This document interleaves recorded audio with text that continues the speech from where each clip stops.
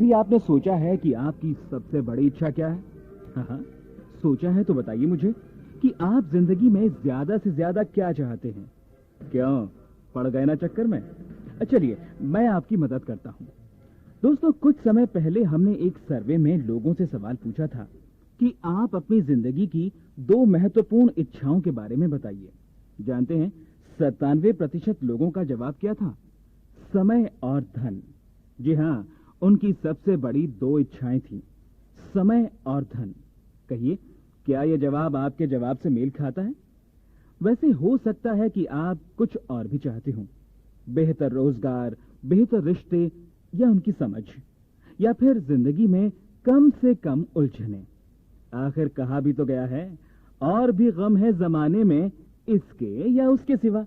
खैर, समझने वाली बात तो यह है दोस्तों कि हम में से ज्यादातर लोग समय और पैसे को ही महत्वपूर्ण मानते हैं, इन्हें पाना चाहते हैं। पर कैसे?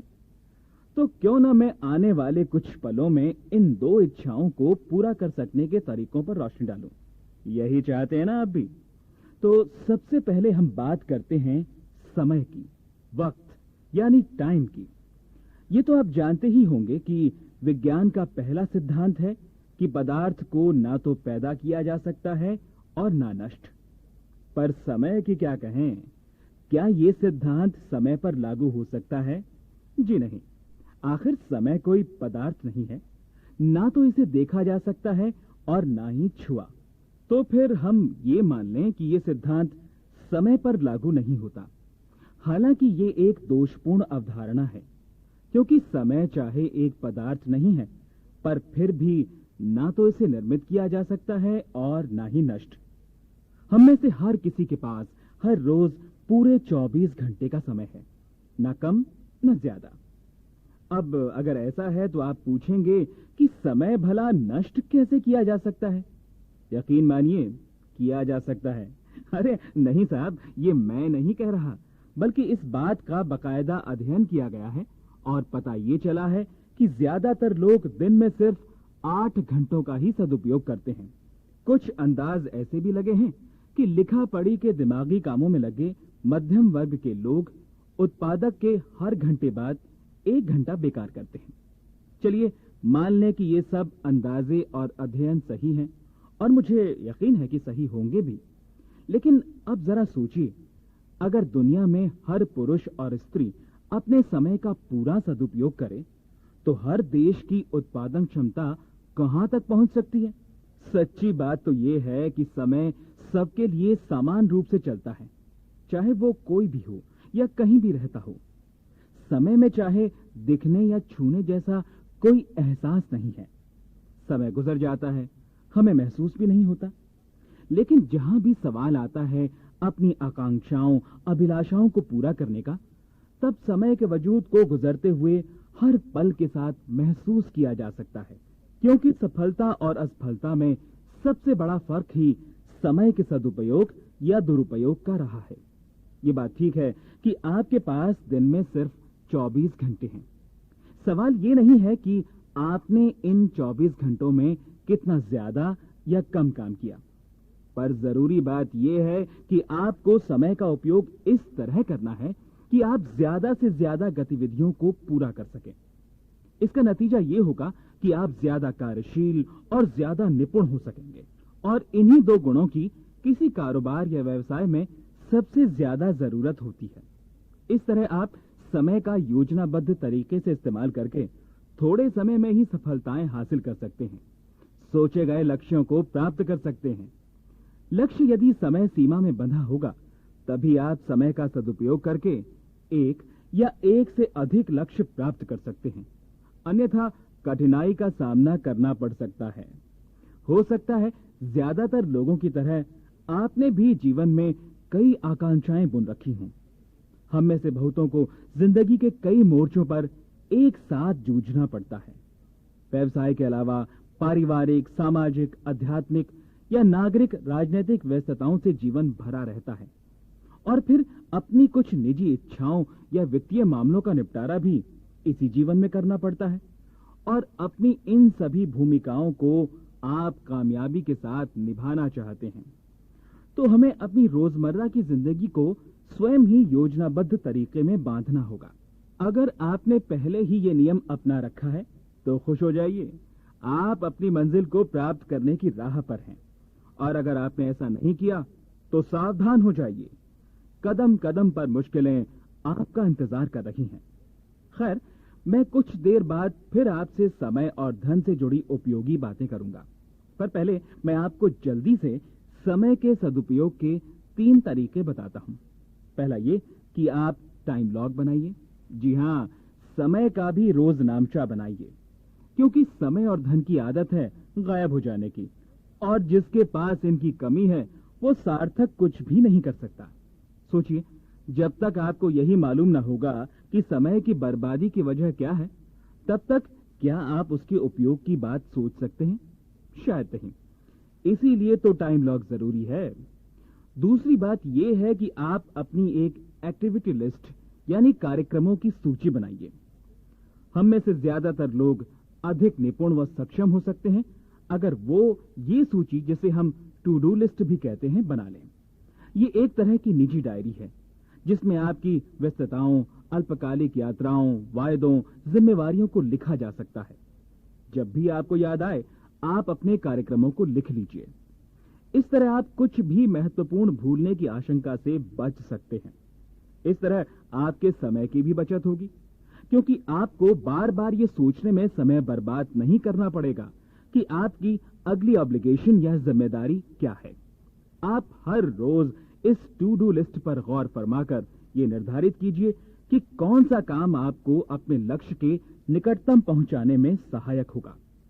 इस तरह आप अपने कामों को प्राथमिकता देकर ये अंदाजा लगा सकते हैं कि कौन सा काम पहले करने से आपको सर्वाधिक लाभ व अच्छे परिणाम मिलेंगे। तो लीजिए, अब मैं आता हूं तीसरी बात पर। आप एक शेड्यूल बनाइए। ये आपकी उन व्यस्तताओं की सूची होगा जो आपको पूरी करनी है। इस तरह आपको ये फैसला करने में मदद मिलेगी कि आपके जीवन में महत्वपूर्ण है क्या।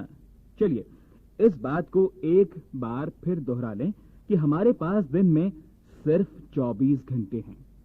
इनमें से आप 6 या 8 घंटे तो सोकर गुजारते होंगे। इसका मतलब यह है कि अपने कामों को पूरा करने के लिए आपके पास सिर्फ 16 या 18 घंटे ही बचते हैं। इस तरह जब आपको एक दिन या एक सप्ताह या एक महीने में अधिक कार्यों को निपटाना हो, तो आप कम जरूरी कामों को स्थगित या रद्द करने का निर्णय आसानी से ले सकते हैं। सो इस तरह हम देखते हैं कि इन 3 तरीकों को अपनाकर हम अपने समय का अधिकतम सदुपयोग कर सकते हैं। टाइम लॉग आपको ये बताएगा कि सुधार की कहां जरूरत है। एक्टिविटी लिस्ट आपको ये समझाएगी कि ये सुधार कैसे होगा, और शेड्यूल आपको ये बताएगा कि ये सुधार कब करना है। इससे आपको ये तथ्य भी पता चलेगा कि अपनी इच्छा अनुसार काम करने के लिए आपके पास सिर्फ 3 या 4 घंटे ही हैं, और अपनी इच्छा के इस वक्त में आपने क्या करना है। आपका यही निर्णय ही आपको बाकी लोगों से अलग करेगा। और सबसे महत्वपूर्ण बात यह है कि जहां आज आप हैं और जहां आप 5 साल बाद होना चाहेंगे, ये अंतर इसी बात पर निर्भर करता है कि आप अपने इन अनमोल प्रतिदिन के 3-4 घंटों का उपयोग कैसे करते हैं। दरअसल जितना अति महत्वपूर्ण समय है, उतना ही महत्वपूर्ण धन भी है। जी हां, आपने ठीक सुना और समझा है कि समय ही धन है। अब जब बात से बात जुड़ ही गई, तो आइए अब धन की बात करते हैं। हमारे समय का एक अच्छा खासा हिस्सा काम करते हुए व्यतीत होता है। कुछ पलों के लिए जरा सोचें कि आमतौर पर लोग धन कमाने के लिए क्या करते हैं और वास्तव में किस हद तक कामयाब हो पाते हैं। अक्सर कहा जाता है कि दूर के ढोल सुहावने। इसी कहावत को सच करते हुए हम में से अधिकतर लोग यही सोचते हैं कि दूसरा स्त्री या पुरुष अपने व्यवसाय की वजह से हमसे अधिक सुखी व समृद्ध है। इससे पहले कि आप अपना व्यवसाय या रोजगार बदलने की सोचें, हम आपको कुछ आश्चर्यजनक आंकड़ों से परिचित करवाते हैं जो ब्यूरो ऑफ लेबर स्टैटिस्टिक्स ने अपने एक सर्वे में एकत्रित किए। अधिकतर लोगों की यही इच्छा पाई गई है कि वो एक मेडिकल डॉक्टर बने। कितने बनते हैं, ये दूसरी बात है। भारतीयों का ये विश्वास है कि डॉक्टर वर्ग एक धनी वर्ग है। जबकि सच्चाई ये है कि उनमें से कुछ ही साल भर में 12 लाख से अधिक कमा पाते हैं। हाल ही में किए गए एक सर्वे के अनुसार प्रैक्टिस करने वाले सामान्य डॉक्टरों की औसत आय 3 लाख, प्रशिक्षण प्राप्त कर रहे डॉक्टरों की औसत आय 1.5 लाख और हृदय रोग विशेषज्ञ 10 लाख प्रतिवर्ष कमाते हैं। और अब दंत चिकित्सकों यानी डेंटिस्ट की सुनिए। भारतीय डेंटल एसोसिएशन की रिपोर्ट के मुताबिक दंत चिकित्सक 3 लाख और एक दंत रोग विशेषज्ञ 5 लाख के लगभग साल भर में कमाने की आशा रख सकता है।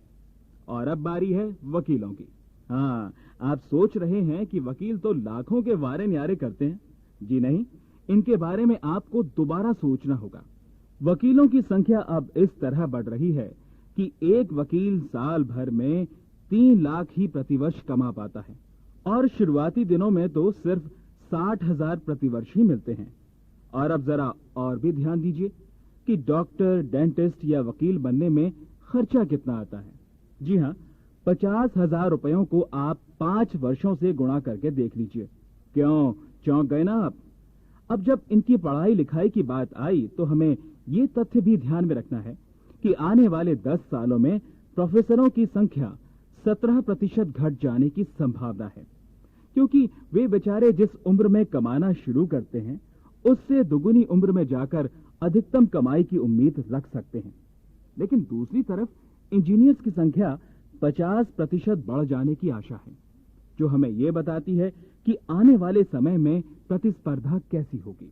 वैसे national society of professional engineers के मुताबिक इन इंजीनियर्स का औसत वेतन 3 लाख से 5 लाख के बीच होगा। अजी जरा रुकिए जनाब, अगर आपको ये आमदनी आकर्षित कर रही है तो एक और तथ्य को भी ध्यान में रख लीजिए कि सन 1966 में 15,000 रुपए की सालाना कमाई एक आरामदायक जीवन जीने के लिए काफी होती थी। लेकिन आज आपको उसी आरामदायक सुख सुविधा से भरे जीवन के लिए 3 लाख की सालाना आमदनी की आवश्यकता होती है। हमारे जो व्यवसाय पहले एक सुखी और सुरक्षित जीवन जीने के लिए सही माने जाते थे, आज वही हमारी आर्थिक जरूरतों को पूरा करने में असफल सिद्ध हो रहे हैं। और दयनीय स्थिति तो ये है कि जिन व्यवसाय कारोबार में आजकल काफी कमाई है, उनकी भागदौड़ और व्यस्तता हमारे पास इतना समय ही नहीं छोड़ती कि हम उस कमाए गए पैसे का सुख भोग सकें। और ये समस्या आज हम सबकी है। ये मत सोचिए कि इस अधिक व्यस्त जीवन का असर केवल उच्च आय वर्ग पर ही पड़ता है। इसका शिकार तो कम आय वाले व्यक्ति भी हो चुके हैं। एक परिवार को आवास की सुविधा जुटाने के लिए 1962 में 17,000 रुपयों की आवश्यकता होती थी, जो कि 1977 में बढ़कर 75,000 रुपए हो गए और 1990 में 10 लाख रुपए।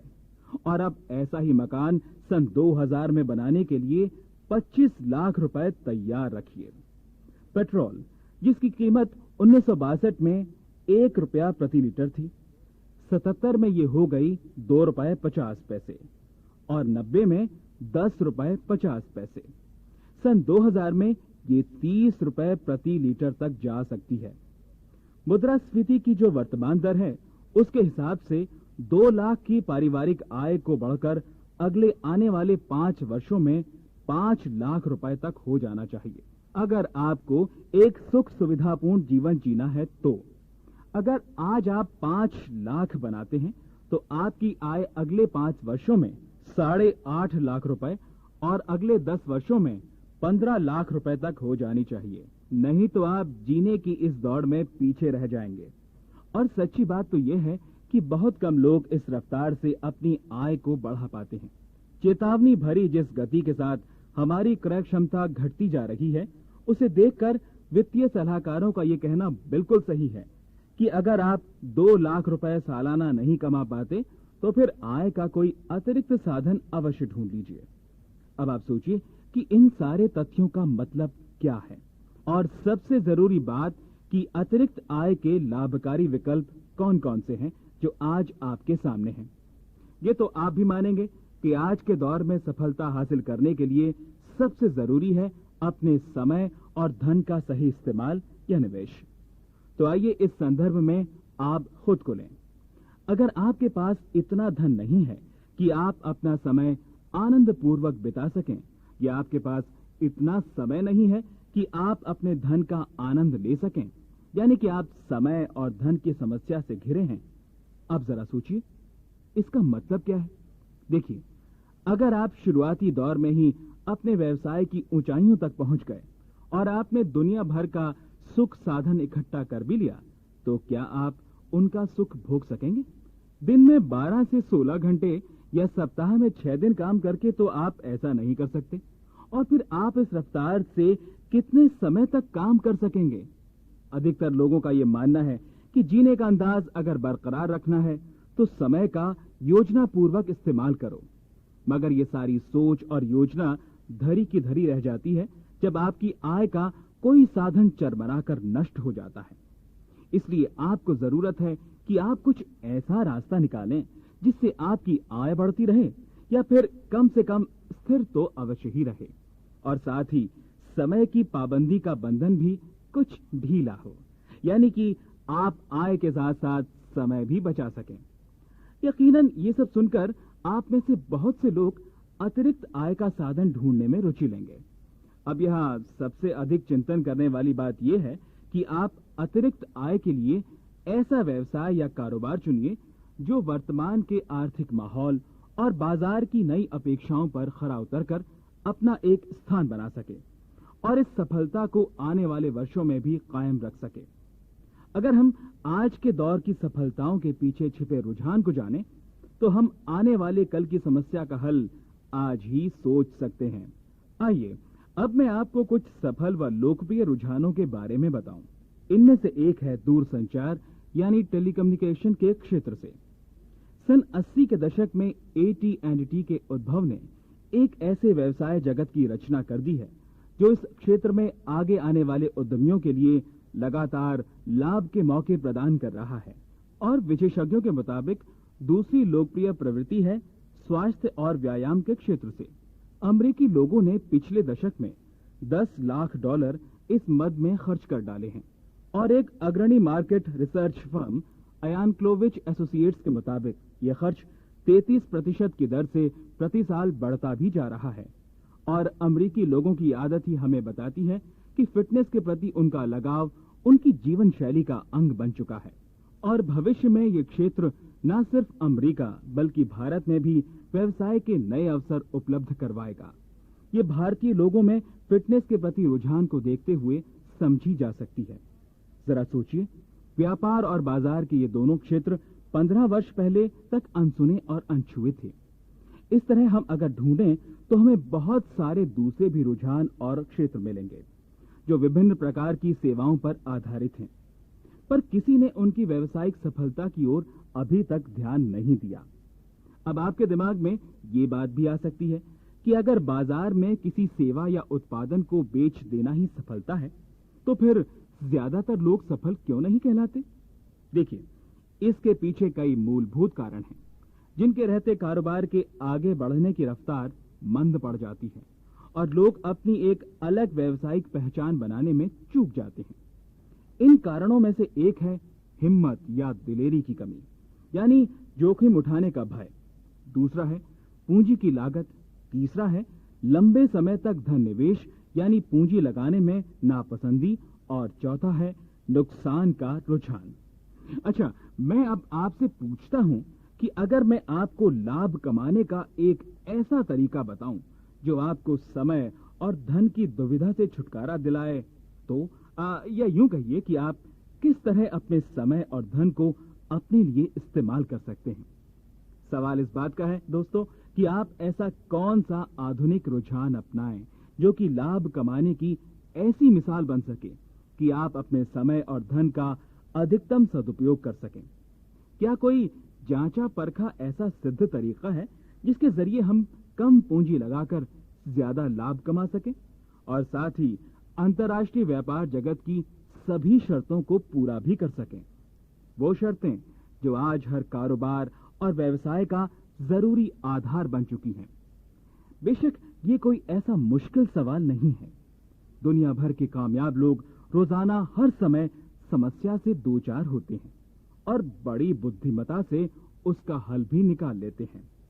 लेकिन समय को एक युक्ति बनाकर आर्किमाइड ने कहा था, अगर सही लीवर मिल जाए तो आप दुनिया को भी अपनी जगह से हिला सकते हैं।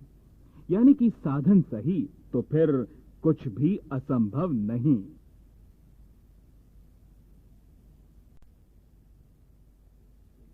समय को एक युक्ति यानी साधन बनाने का आखिर मतलब क्या है?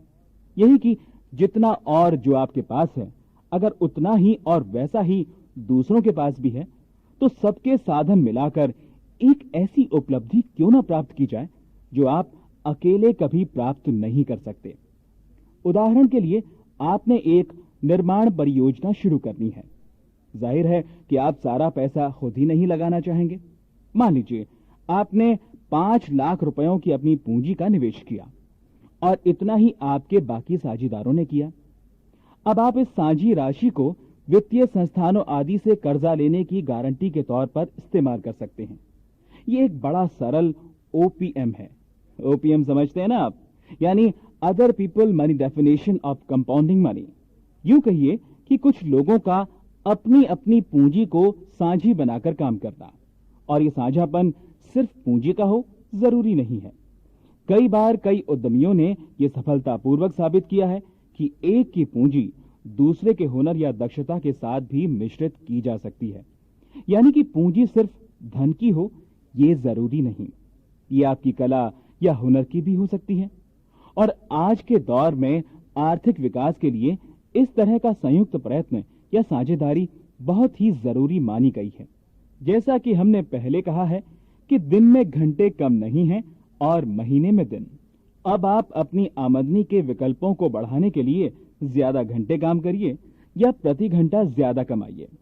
वैसे लगता तो यही है कि व्यावसायिक लोगों के लिए अब आय में कोई बहुत अधिक उछाल लाने का मौका नहीं है। मतलब कि जो आप कर रहे हैं अब उसमें आमदनी बढ़ाने की गुंजाइश कम है। अभी हाल में ही हुए एक सरकारी सर्वेक्षण में ये बात सामने आई है कि ज्यादातर लोगों की पैसा खर्चने की ताकत पिछले दशक में 10% कम हो गई है। अब इसे आप कोई खुशनुमा संकेत तो नहीं कह सकते ना? इसलिए अब ज्यादातर लोगों के लिए अपने कारोबार में ही आय बढ़ा सकना कोई सुविधाजनक बात नहीं रह गई। सुविधाजनक तो अब बस यही है, आय बढ़ाने के लिए समय को युक्ति मान लिया जाए, धन के साथ समय का भी सही उपयोग किया जाए। सिर्फ इसी विचार को व्यवहारिक रूप देकर ही आप आय का कोई विकल्प अर्थात कोई साइड बिजनेस शुरू कर सकते हैं। समय के उपयोग ने जिस तरह पूंजीगत समस्याओं को इस कदर कम किया है, उसे देखते हुए कई दूसरे उद्यमों में भी ये तरीका इस्तेमाल होता है। तो चलिए अब आते हैं इस तरीके की सफलता के पहलू पर।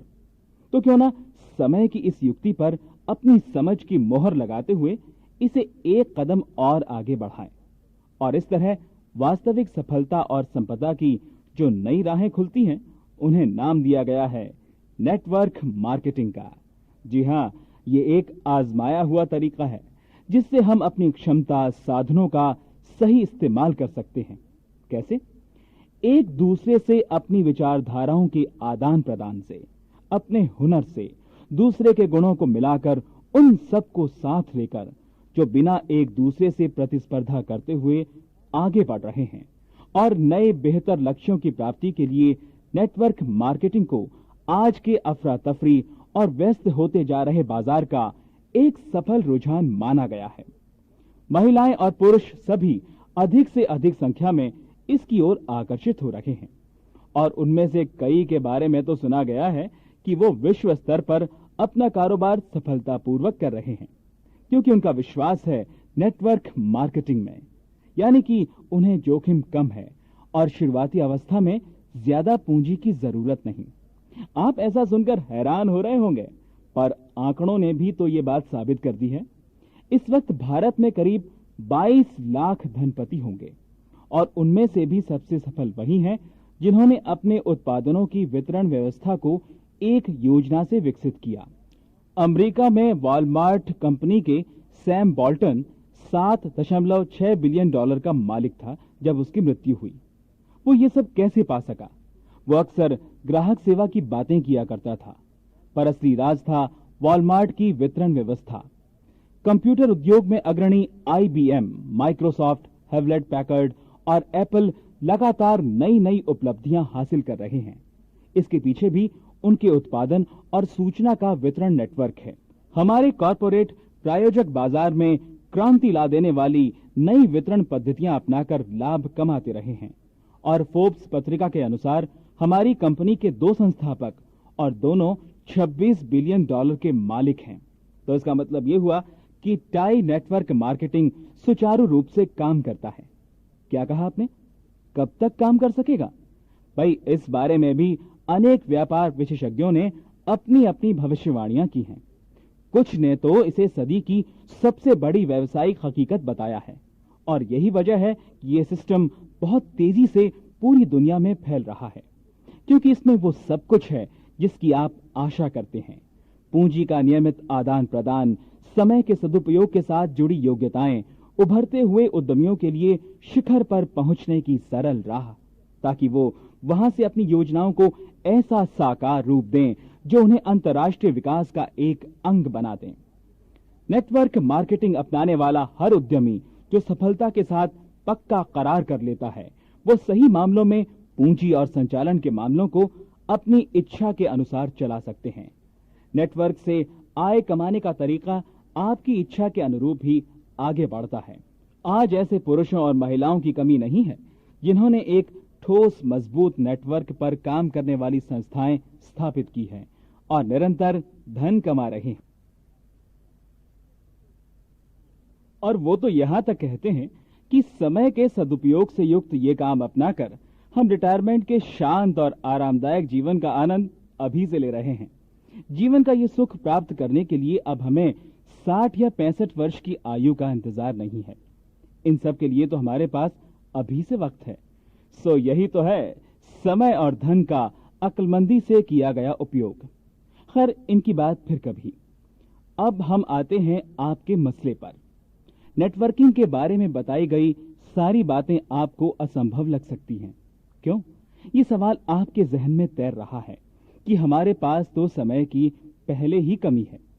आइए समय से जुड़े इस कारोबारी तरीके को मैं एक बार फिर जल्दी से आपको समझा दूं। यकीन मानिए, ये बहुत ही असरकारी है।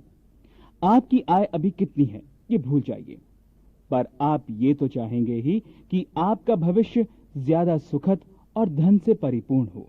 काफी मात्रा में धन और समय होते हुए भी आज आपको जीने के बेहतर अंदाज के लिए अनुकूल साधनों व आय की आवश्यकता रहती है, जो उत्पादनों के बाजार का हर झटका सहने की क्षमता रखते हों। इस वार्ता को सुनने के बाद आप यकीनन अपनी आय को बढ़ाने का सोचने लगे होंगे। पर जैसा मैंने आपको कहा कि आपकी सबसे बड़ी चुनौती है समय की कमी को पूरा करना। इसलिए समय का सदुपयोग ही नेटवर्किंग पद्धति का सबसे अहम हिस्सा है और ये सब खास तौर पर आपके लिए ही रचा गया है। इस वार्ता के जरिए हम आप तक आपकी वास्तविक और सुखद सफलता का राज ही तो पहुंचाना चाहते हैं, ताकि आप एक नई सदी में नए सपनों और नई खुशियों के साथ उतरें। और इस सब की तैयारी आपके लिए नेटवर्किंग ने कर ही रखी है।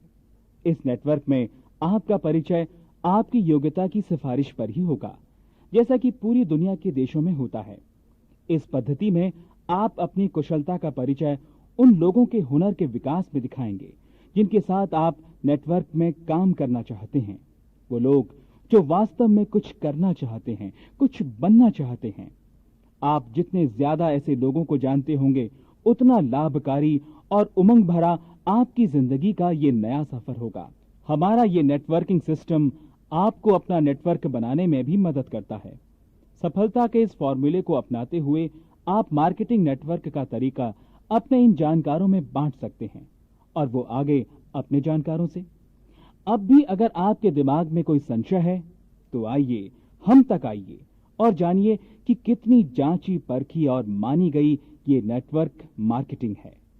सक्सेस पत्रिका के वरिष्ठ संपादक रिचर्ड पोई ने इनके बारे में कहा था कि ये उपभोक्ता तक पहुंचाने का 90 के दशक का सबसे सशक्त माध्यम है और यही वजह है कि नेटवर्क मार्केटिंग आज 20% सालाना की दर से विकास की राह पर चल निकला है और साथ ही हमारे कॉरपोरेट प्रायोजक भी बढ़ते जा रहे हैं 30% सालाना की दर से।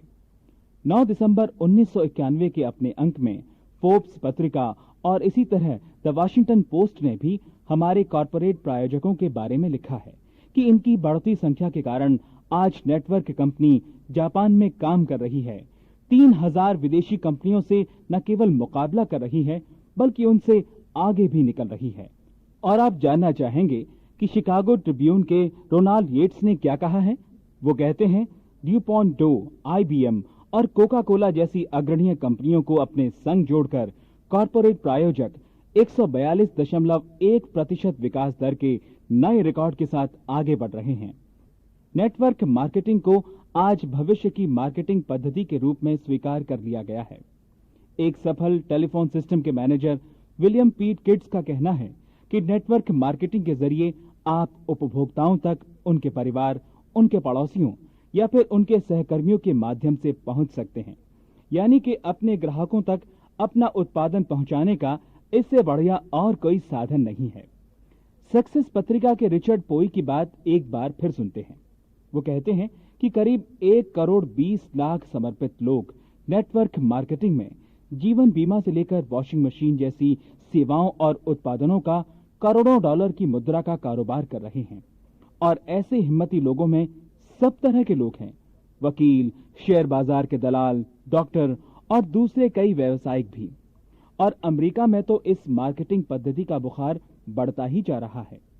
सूत्रों का कहना है कि न्यूयॉर्क टाइम्स भी अपने अखबार की बिक्री इसी माध्यम से करने जा रहा है और AT&T भी इस पर अब गौर कर रहा है, क्योंकि नेटवर्क मार्केटिंग अपनाने वाली दूसरी कंपनियां जैसे MCI और US स्प्रिंट के मुकाबले 26% तक अपनी सेवाएं खो चुका है। नेटवर्क मार्केटिंग को अब लंबी रेस का घोड़ा माना जाने लगा है। सफलता प्राप्त करने की कई और पद्धतियां भी होंगी, पर क्या उनमें इतने फायदे हैं जितने नेटवर्क मार्केटिंग सिस्टम में? देखिए, इसमें आपको ज्यादा पूंजी की जरूरत नहीं है, ज्यादा कर्मियों की भी इसमें आवश्यकता नहीं है। और सबसे बड़ी बात यह है कि ये कोई मौसमी कारोबार नहीं है। ये तो हर मौसम में, हर दिन, हर साल आगे बढ़ने वाला आय का साधन है, जिसके विकास का तरीका या योजना किसी भी दूसरे सिस्टम से बढ़कर है। पिछले 40 से अधिक सालों में इस पद्धति के विश्वसनीय कारोबार को देखते हुए यही बात महसूस की गई है। इसमें आपका व्यापार एक जगह बंद कर नहीं रह जाता। आय के दूसरे साधनों की तरह आपको अपने लाभ का एक बड़ा हिस्सा संयंत्रों की खरीद या प्रचार में नहीं गंवाना पड़ता।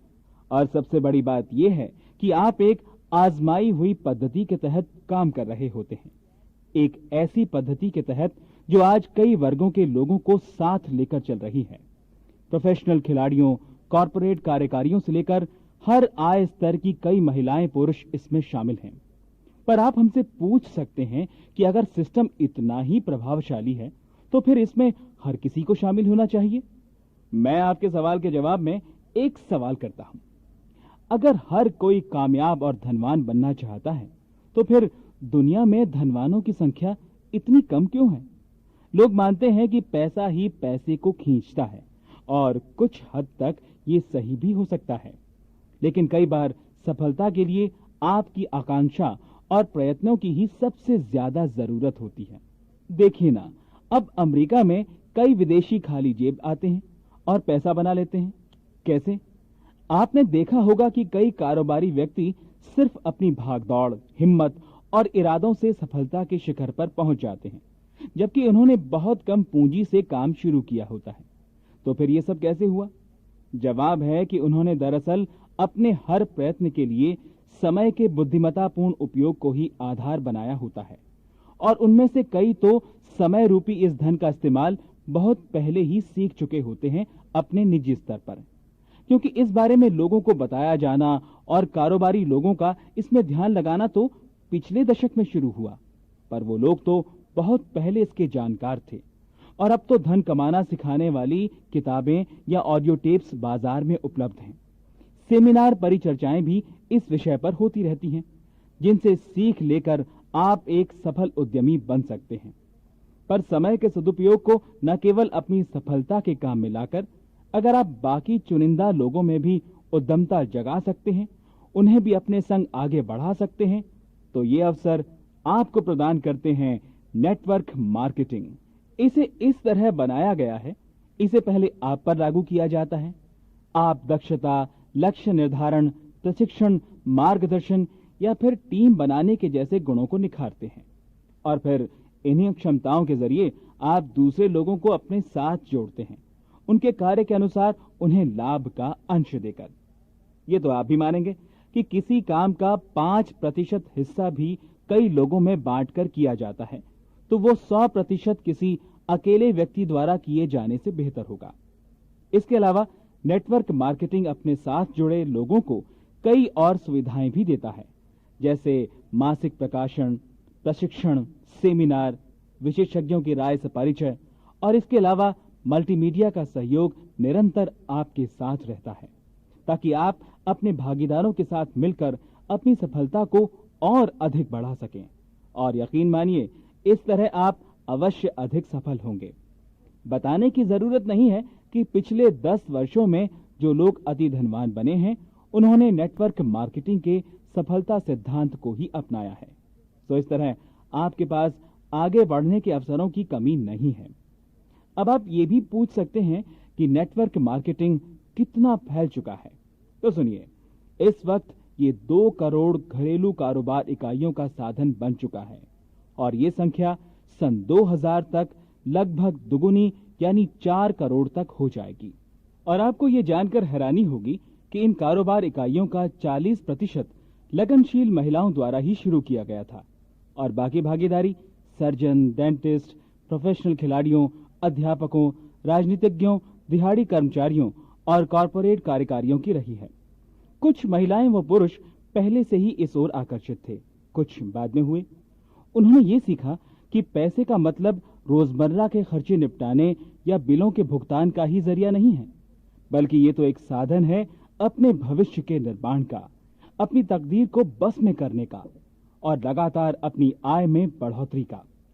मेरा ये सब कुछ कहने का मकसद ये नहीं है कि मैं आपको इस लाभकारी मुहिम में भागीदार बनने के लिए ही दबाव डालूं, बल्कि मैं तो आपको ये बताना चाहता हूं कि नेटवर्क मार्केटिंग एक ऐसा पहलू है आज के व्यवसाय जगत का जिस पर आपको गौर करना है। और आपको करना यह है कि अपने जानकार एक व्यक्ति के साथ नेटवर्क मार्केटिंग की इस सारी सूचना को बांटिए, उसे इस बारे में बताइए, समझाइए। इस बारे में आप प्रकाशन सामग्री, वार्षिक रिपोर्ट से मदद ले सकते हैं। कारोबार के इतिहास, दूसरे भागीदारों की सफलता का हवाला भी दे सकते हैं, अपनी योग्यताओं, क्षमताओं को दुगुना करके। जिंदगी में सफल होने का राज अपने इस मित्र को भी समझाइए।